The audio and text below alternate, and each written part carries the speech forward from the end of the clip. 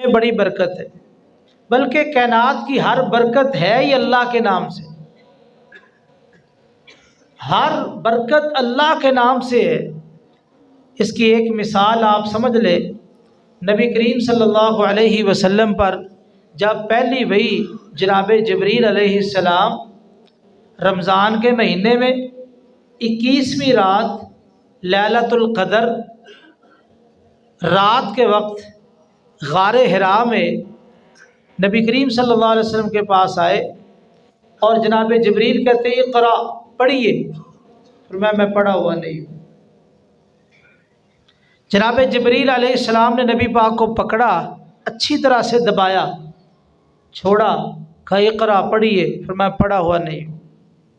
پھر پکڑا، اچھی طرح دبایا، کہا اقرا، پڑھیے، فرمایا پڑھا ہوا نہیں ہوں۔ 3 بار جناب جبریل علیہ السلام کہتے ہیں اقرا، پڑھیے، حضور نے نہیں پڑھا۔ چوتھی بار جناب جبریل کہتے ہیں اقرا بسم ربی کا، اپنے رب کے نام سے پڑھیے۔ جب رب کا نام آیا تو نبی پاک نے پڑھنا شروع کر دیا، اور ایسا پڑھا کہ پوری دنیا کو ہی پڑھا دی ہے۔ کوئی محبت میں پڑھ رہا ہے، کوئی دشمنی میں پڑھ رہا ہے۔ تو یہ رب کے نام کی برکت ہے کہ نبی پاک کا سینہ روشن ہو گیا، دماغ معطر ہو گیا، اور پھر آپ نے پڑھنا شروع کر دیا اور پھر دنیا کو پڑھایا ہے۔ تو نبی کریم صلی اللہ علیہ وسلم کا جو شرح صدر ہوا ہے، یہ بھی رب کے نام کی برکت سے ہوا ہے۔ تو اس لیے بہت بڑی سعادت ہے اللہ تعالیٰ کے نام میں۔ تو ہر سورت کے شروع میں یہ بسم اللہ الرحمن الرحیم، یہ بہت ہی عظیم کلمہ ہے۔ کھانے سے پہلے بسم اللہ، پانی سے پہلے بسم اللہ، اللہ کے نام میں بڑی برکت ہے۔ آگے الحمدللہ سے سورہ فاتحہ کا آغاز کیا گیا۔ یہ الحمدللہ جو کلمہ ہے اللہ کو بڑا ہی پسند ہے۔ حدیث میں آتا ہے جو انسان کھانا کھائے ہر لقمے کے بعد کہے الحمدللہ، پانی پیے ہر گھونٹ کے بعد کہے الحمدللہ۔ صحیح مسلم کی حدیث ہے، حضور نے فرمایا اللہ اس بندے پر راضی ہو جاتے ہیں۔ کھانا کھانا، پانی پینا میری اور آپ کی ضرورت اور مجبوری ہے، لیکن اگر ہم اس میں بھی الحمدللہ اللہ کی تعریف کریں تو اللہ راضی ہو جاتے ہیں۔ نبی کریم صلی اللہ علیہ وسلم نے فرمایا والحمدللہ تملأ المیزان، ایک بار الحمدللہ یہ کلمہ کہہ دو، اخلاص کے ساتھ عقیدہ توحید موجود ہو، ایک بار یہ کلمہ پڑھنے سے جو اللہ نے ترازو نیکیاں تولنے کے لیے بنایا ہے کتنا بڑا ہے، 7 زمینیں 7 آسمان اس ترازو میں رکھ دو پورے آ جائیں گے، اتنا بڑا ترازو ہے۔ لیکن میری اور تیری زبان سے عقیدہ توحید کی موجودگی میں اخلاص کے ساتھ یہ کلمہ ادا ہو جائے، نبی پاک صلی اللہ علیہ وسلم نے فرمایا اللہ اتنے راضی ہوتے ہیں نیکیوں والا ترازو سارا ہی بھر دیتے ہیں۔ یہ کتنا عظیم کلمہ ہے جس سے سورہ فاتحہ کا آغاز کیا گیا۔ سورہ فاتحہ میں کئی چیزیں بیان ہوئی ہے، اس سورت کے بے شمار نام ہے۔ امام سیوطی رحمہ اللہ نے 25 نام ذکر کیے۔ تو یہ سورہ مبارکہ کی افضلیت کئی اعتبار سے ہے۔ ایک وجہ اس کی افضلیت کی یہ ہے، اس سورہ مبارکہ میں ایک ایسی دعا ہے جو کائنات کی سب سے بڑی دعا ہے، اس سے بڑھ کے کوئی دعا ہو ہی نہیں سکتی۔ وہ کون سی دعا ہے؟ اہدنا الصراط المستقیم، اے اللہ تو ہمیں صراط مستقیم دکھا، اس کی ہدایت دے۔ اصل ہماری زندگی کا مقصد صراط مستقیم پر چل رہا ہے، اللہ کا یہی راستہ ہے، نبی کا یہی راستہ ہے، سلف صالحین کا یہی راستہ ہے، صراط مستقیم پر چل رہا ہے۔ جس کو یہ راستہ مل گیا اس کو ساری کائنات کی بھلائیاں مل گئی، اور جو اس راستے سے محروم ہے وہ ہر خیر سے محروم ہے۔ یہ اصل مقصد ہے صراط مستقیم کے حوالے سے۔ پہلی بات یہ ذہن میں رکھیں، صراط مستقیم کیا ہے، کسے کہتے ہیں، اس کی پہچان کیا ہے۔ دوسری بات، صراط مستقیم کا پتہ کیسے چلے گا، ایک آدمی جا رہا ہے کیسے پتہ چلے گا صراط مستقیم پر ہے۔ تیسری بات، صراط مستقیم پر چلنے والے لوگ کون ہیں، اس راستے پر کوئی پہلے بھی گئے یا نہیں گئے۔ چوتھی بات، صراط مستقیم پر چلنے والوں کو ملے گا کیا۔ یہ 4 سوال صراط مستقیم کے حوالے سے بڑی اہم بات ہے۔ پہلی بات، صراط مستقیم کیا ہے، اللہ اور نبی کے راستے کو صراط مستقیم کہتے ہیں۔ صراط مستقیم کا پتہ کیسے چلے گا، الزم الکتاب والسنہ، قرآن اور حدیث کو تھام لو، ان کو اپنا امام بنا لو، تم قرآن حدیث کے مقتدی بن جاؤ، پیچھے پیچھے چلتے جاؤ، صراط مستقیم یہی ہے۔ تیسری بات، اس راستے پر چلنے والے کوئی اور لوگ بھی ہیں، ہاں اس راستے پر چلنے والے انبیاء ہیں، سارے نبی صراط مستقیم پر تھے، سارے نبیوں کے صحابہ صراط مستقیم پر تھے، محدثین، مفسرین، ائمہ دین سب صراط مستقیم پر تھے۔ صراط مستقیم پر چلیں گے تو ملے گا کیا، اللہ اپنا انعام فرمائیں گے، دنیا کے اندر رحمتوں برکتوں کا نزول، اور مرنے کے بعد قبر میں جنت کی طرف دروازہ کھلے گا، جنت کا بسترا، جنت کی خوشبوئیں ہوائیں ملیں گی، اور حشر میں حوض کا پانی اور عرش کا سایہ ملے گا، اور اس کے بعد جنت کا داخلہ ملے گا۔ یہ صراط مستقیم کے حوالے سے 4 باتیں۔ ایک بڑی اہم بات اس حوالے سے میں کر دیتا ہوں، صراط مستقیم کہ دائیں بائیں بھی راستے ہیں۔ سنن ابن ماجہ کی حدیث ہے، رسول اللہ صلی اللہ علیہ وسلم نے ایک لمبی لکیر کھینچی، اس کے دائیں 2 لکیریں کھینچی، بائیں 2 لکیریں کھینچی، کتنی ہو گئی، 5، ایک لمبی 4 چھوٹی۔ آپ نے فرمایا دائیں طرف جو 2 لکیریں تھیں، ھذا سبیل الشیطان، ھذا سبیل الشیطان، بائیں طرف جو لکیریں ہیں، ھذا سبیل الشیطان، ھذا سبیل الشیطان، یہ 4 لکیریں شیطان کے راستے ہیں جو صراط مستقیم کے دائیں بائیں ہیں۔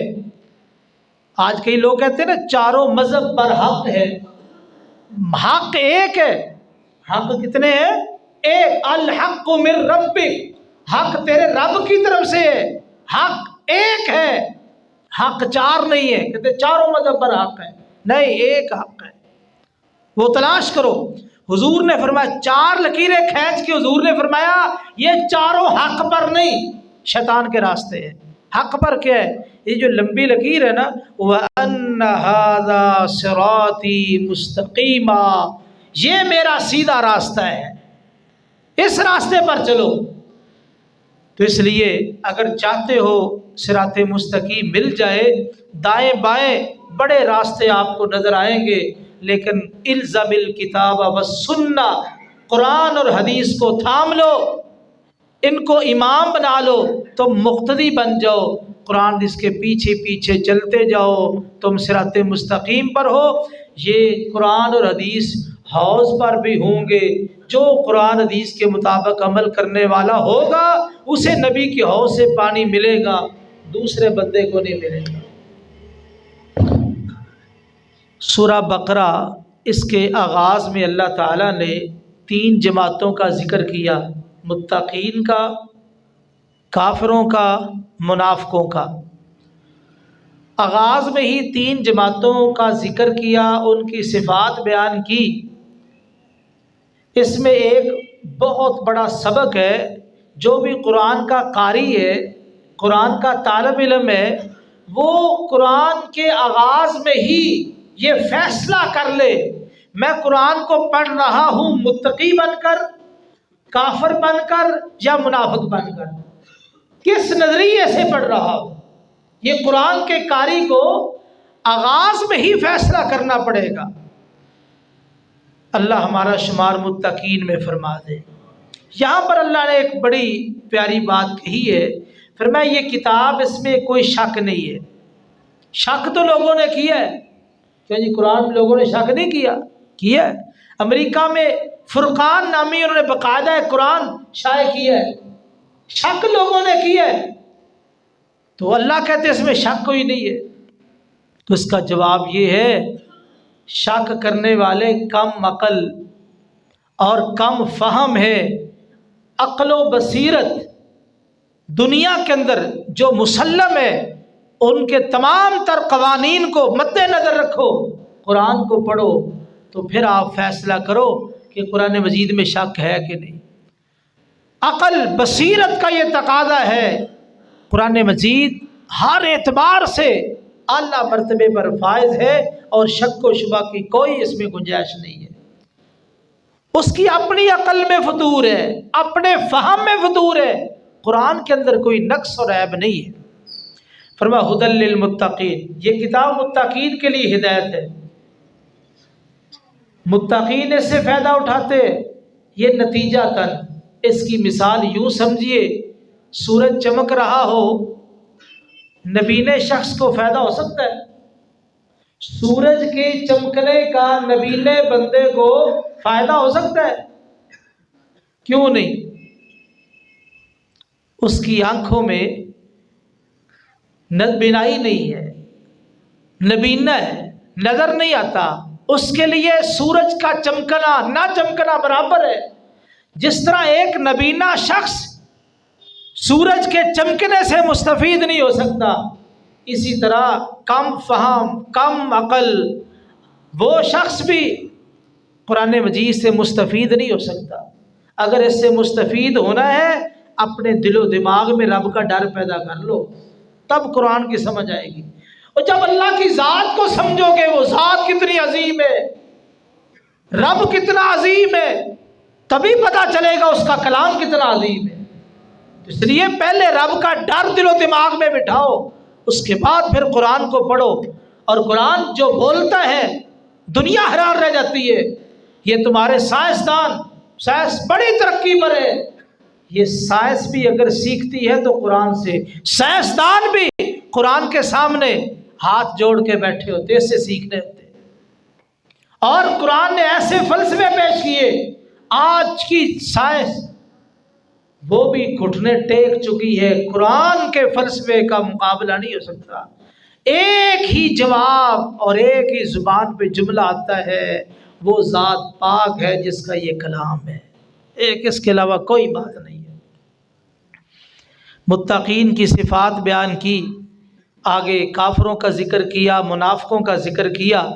منافقوں کے ذکر میں ایک بات کی ہے، جو منافق ہے اس میں جذباتی پن ہوتا ہے، مومن تحمل والا، برداشت والا، صبر والا ہوتا ہے، اور کافر یہ سخت مزاج ہوتا ہے، جذباتی ہوتا ہے، گھبرا جاتا ہے۔ دیکھو دین میں اول محنت ہے، اس کو مثال سے سمجھایا گیا۔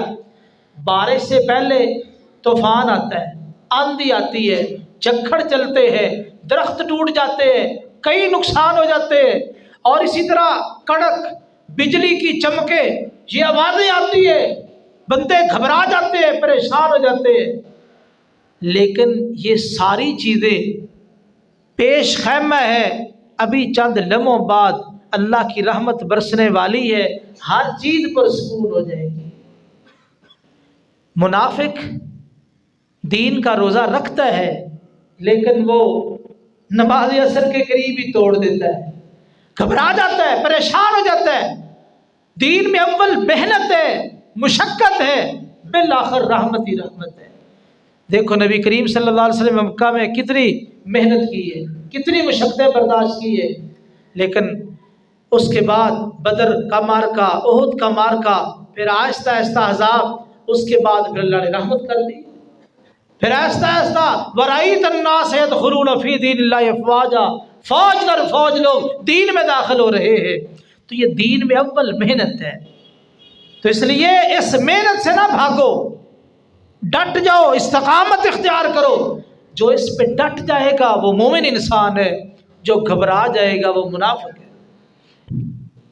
آگے اللہ تعالیٰ نے یہ بات ذکر کی ہے، اللہ نے آدم علیہ السلام کو علم دیا، فرشتوں کے پاس علم نہ تھا، اس علم کی بنیاد پہ اللہ نے فرشتوں سے آدم کو تعظیمی سجدہ کروایا۔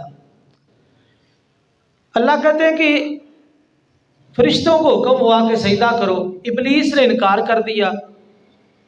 اچھا ابلیس تو جن تھا، ابلیس کیا تھا؟ جن۔ حکم کن کو تھا؟ فرشتوں کو۔ تو ابلیس تو جن تھا، اس کو حکم یہاں ذکر ہی نہیں ہے۔ کئی لوگ گھبرا جاتے ہیں، پھر ایک تعویل کرتے جی ابلیس جو تھا یہ تھا جن، لیکن عبادت کر کر کے فرشتوں میں شامل ہو گیا تھا، فرشتوں کا سردار تھا، یہ بات کر دیتے۔ ابلیس فرشتوں کا سردار نہیں تھا، نہ ہی یہ بات ہے۔ اللہ نے جہاں پر فرشتوں کو حکم دیا اس کے ساتھ ہی ابلیس کو حکم دیا ہے۔ 8ویں بارے میں اللہ نے اس کی وضاحت کی ہے کہ جب میں نے تجھے حکم دیا تو نے سجدہ کیوں نہیں کیا؟ اذ امرتک، اس کا معنی یہ ہے فرشتوں کو بھی حکم ہوا، ابلیس کو بھی حکم ہوا، الگ سے حکم ہوا ہے۔ اس لیے یہ معنی یاد کر لیں۔ کئی لوگ یہاں پہ گھبرا جاتے ہیں اور تعویل کرتے ہیں، تو ابلیس کو بھی حکم ہوا لیکن اس نے انکار کیا ہے۔ اس سے پتہ چلا کہ اللہ تعالیٰ نے آدم علیہ السلام کو علم کی بنیاد پہ فضیلت عطا کی ہے، علم کی بنیاد پہ۔ لہذا علماء کی قدر کرو، علماء کا احترام کرو، یہ علماء سرمایہ ہے۔ یہ علماء اگر دنیا سے مٹ جائے، تمہیں وضو کرنے کا طریقہ کوئی نہ سکھائے، تمہیں نماز پڑھانے والا بندہ کوئی نہ ملے، خطبہ دینے والا کوئی انسان نہ ملے، یہ علماء اگر چلے جائے تم کیا کرو گے؟ علماء ایک بہتا ہوا چشمہ ہے، علماء یہ بہتا ہوا دریا ہے۔ یہ علماء ہی دنیا کے اندر جو دین کو پھیلا رہے ہیں، بیان کر رہے ہیں، اگر علماء اٹھ جائے تو کیا کرو؟ کچھ بھی نہیں، جہالت ہی۔ قیامت کے قریب جب علماء کو اٹھا لیا جائے گا، یہ قیامت کی ایک نشانی ہے، لوگ ذلوا فاضلوا، خود بھی گمراہ ہوں گے، لوگوں کو بھی گمراہ کریں گے۔ اس لیے علماء روئے زمین پر رب تعالیٰ کی بہت بڑی نعمت ہے اور ہم بیع کے یہ جانشین ہے، اس لیے علماء کا احترام، ان کی قدر کرو۔ آگے اللہ تعالیٰ نے ایک بات ذکر کی ہے جادو کے حوالے سے۔ یہود کا دعویٰ تھا کہ سلیمان علیہ السلام جادو کی بنیاد پہ حکومت کرتے تھے۔ اللہ نے رد کیا، جادو سیکھنا سکھانا کفر ہے، نبی کفر نہیں کر سکتا، یہ شیاطین کا کام تھا، شیاطین جادو سیکھتے سکھاتے تھے، سلیمان علیہ السلام کا جادو کے ساتھ کوئی تعلق نہیں۔ اس حوالے سے ایک بات یہ ذہن میں رہے، جادو کب سے ہے؟ جادو کب سے ہے؟ یہ سوال آ سکتا ذہن میں۔ تو جب سے نبوت و رسالت کا سلسلہ ہے تب سے جادو ہے۔ سورۃ طور میں آتا ہے جو نبی بھی آیا نا، اس نے قوم کو دعوت دی تو قوم والوں نے کہا یہ جادوگر ہے یا مجنون ہے۔ ہر قوم نے اپنے نبی کو کہا ہے، تو ثابت ہوا جادو شروع سے ہی ہے۔ جب سے نبوت و رسالت کا سلسلہ ہے تب سے جادو۔ جادو کا اثر کس پہ ہوتا ہے؟ آنکھوں پر۔ موسیٰ علیہ السلام کی آنکھوں پہ اثر ہوا تھا، وہ رسیاں سانپ محسوس ہوئے۔ قرآن کہتا ہے موسیٰ علیہ السلام ڈر گئے، لڑکا ڈرنا، اپنا عصا پھینک۔ آنکھوں پہ اثر ہوتا ہے، دماغ پر اثر ہوتا ہے، دل پر اثر ہوتا ہے۔ انسان کا دل بیوی سے کھٹا ہو جاتا ہے، میاں بیوی کتنی محبت ہے، جادو کی وجہ سے نفرت ہو جاتی ہے۔ معدے پر اثر ہوتا ہے، آپ غذا کھاتے ہیں لیکن لگتی نہیں ہے، تو یہ جادو کے اثرات۔ پھر جسم پر، جسم کمزور پڑ جاتا ہے۔ تو مختلف حوالے سے جادو کے اثرات۔ جادو کا علاج جادو سے کرنا یہ بھی کفر ہے۔ جادو کا علاج قرآن حدیث سے کرے، سورہ بقرہ جس گھر میں پڑھی جائے، جادو کا اثر وہاں نہیں رہ سکتا۔ اور اس کے ساتھ ساتھ آخری قل پڑھے، تینوں قل پڑھے، یہ بھی جادو کے لیے بہت مفید ہے۔ اس کے علاوہ اور بھی دعائیں، آیت الکرسی ہے، آمن الرسول ہے، دعائیں ثابت ہے۔ تو اس لیے جادو کا علاج، اگر دعائیں پڑھنے کے باوجود بھی جادو ختم نہیں ہو رہا تو کسی عیسائی کے پاس نہ جائے، کسی مشرک کے پاس نہ جائے، بلکہ اللہ کی تقدیر سمجھ کے ڈٹ جائے۔ اگر آپ کی موت بھی واقع ہوگی تو شہادت کی موت ہے، تو اس لیے صبر کریں، گھبرائیں نہ۔ تو میرے بھائیوں، آج کل یہ جادو جنات کے بڑے مسائل گھروں میں ہیں، تو آپ تھوڑا سا اپنے ذکر اذکار کو مضبوط کریں، اپنی کمزوریوں کو دور کریں۔ تو باتیں تو کئی ہو سکتی ہے، لیکن ہمارا دورانیہ 20-22 منٹ کا ہے، انشاءاللہ اسی کے مطابق ہی ہم روزانہ گفتگو کیا کریں گے۔ اللہ سے دعا ہے کہ اللہ تعالیٰ دین کو سمجھنے کی اور عمل کی توفیق بخشے۔ اللہ تعالیٰ اس مہینے کی خوب قدر کرنے کی توفیق نصیب فرمائے، دن کے روزے راتوں کا قیام نصیب فرمائے، قرآن کی تلاوت، ذکر اذکار، قرآن کا فہم اور تدبر نصیب فرمائے۔ اقول قولی ھذا واستغفر اللہ